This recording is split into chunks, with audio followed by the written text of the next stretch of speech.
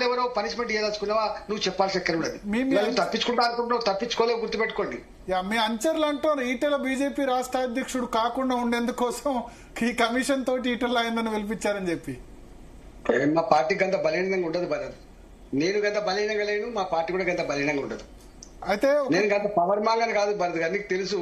నేను ఏం తక్కువ అనుభవించిన భరత్ గారు, నేను 2002లో పార్టీలో జాయిన్ అయినప్పటి నుంచి 2021 వరకు అన్ని పొజిషన్, జిల్లా అధ్యక్ష పదవి చేసిన, నేను రాష్ట్ర లెవెల్లో పనిచేసిన, 4 పిల్లర్లలో ఒక పిల్లర్ గా పనిచేసిన, 2 సార్లు పార్టీ ఫ్లోర్ గా పనిచేసిన, మొట్టమొదటి ఆర్థిక మంత్రిగా పనిచేసిన, కష్టకాలంలో ప్రజలంతా ఏడుస్తున్నప్పుడు కరోనా మంత్రిగా పనిచేసిన, మళ్ళీ ఎంపీగా పనిచేసిన, గిన్ని పదవులు అనిపించిన నాకు ఇక గిది కావాలి గది కాక చిన్నగా ఉంటుంది నా భరత్ గారు.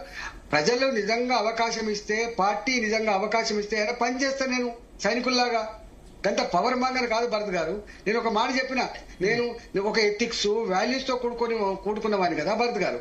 నీకు తెలిసి నన్ను 25 ఏళ్ళుగా మీరు చూస్తా ఉన్నారు ఢిల్లీలో గానీ ఇక్కడ గానీ. మేము గంత పవర్ మాంగర్స్మా? లేనోడికి తెలుస్తుంది.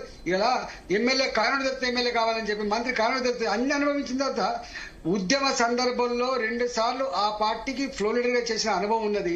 నా ఉపన్యాసాలు ఇప్పటికి కూడా ఉంటాయి, చూడండి.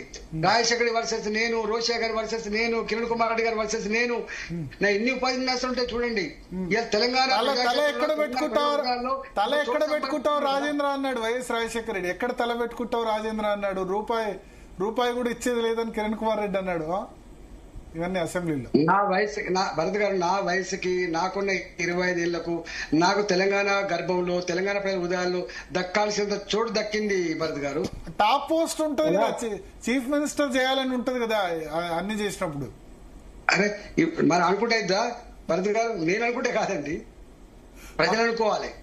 ఒక్కోసారి పార్టీ అనుకుంటే కూడా కాదు, ప్రజలు భారతీయ జనతా పార్టీ గెలిపించాలని చెప్పి అనుకుంటే, మా పార్టీ మళ్ళీ గిన ముఖ్యమంత్రి చేయాలనుకుంటే అప్పుడైతే తప్ప ఈ 2 సింక్రనైజ్ కాకుండా ఇట్లా గారు ముఖ్యమంత్రి కావాలనుకుంటున్నాడు అయితే రాండి భరత్ గారు. ఇప్పుడు ఉంటుందా? మరి ప్రజాస్వామికమైన పార్టీ కదా.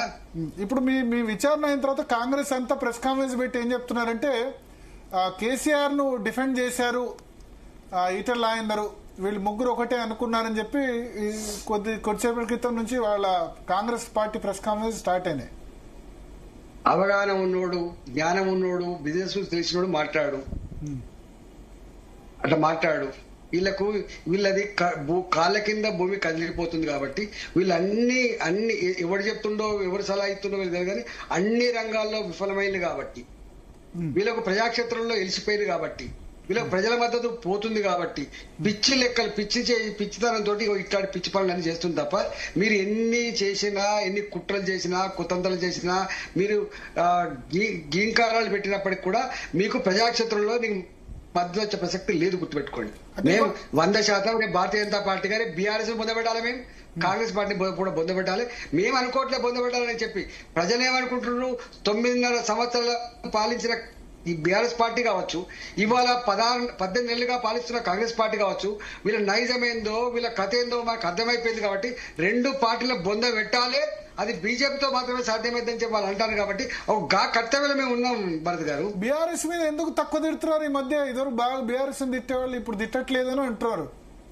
ఇవాళ అధికారం ఉన్నోడు ఎవరండి? ఇలా ఇందిరమ్మ ఇల్లు ఇవ్వాలి, ఇందిరమ్మ ఇల్లు ఇవ్వాలంటే నిన్న కూడా చెప్తుండు, కాంగ్రెస్ పార్టీ నాయకుల కాళ్ళు మొక్కుతాయంటే ఇందిరమ్మ ఇల్లు, నీ అబ్బా జాగిరా కొడుకా ఏం మాట్లాడుతున్నావు అంటున్నా నేను. ఇలా కాంగ్రెస్ పార్టీ మా దగ్గర ఇల్లు కలిపోతే, ఇగో నువ్వు పోయి కాంగ్రెస్ పార్టీ నాయకులు కాళ్ళు మొక్కుపో, నీకు ఇత్తడు పో అంటారు. నీ అబ్బా జాగిరా, ఇది రికార్డు ఉంది మా దగ్గర. ఇట్లాంటివన్నీ కూడా నీ కమిటీలు వేసుకొని నువ్వు చేస్తున్నావు, నీ జాగిరి కాదు కదా. 10% ఇస్తే నువ్వు బిల్లులు ఇస్తావు, నీ జాగిరా ఇది? ఇదేం పద్ధతి? సో ఇప్పుడు మీరు కమిషన్ విచారణలో కేసీఆర్ కి అయితే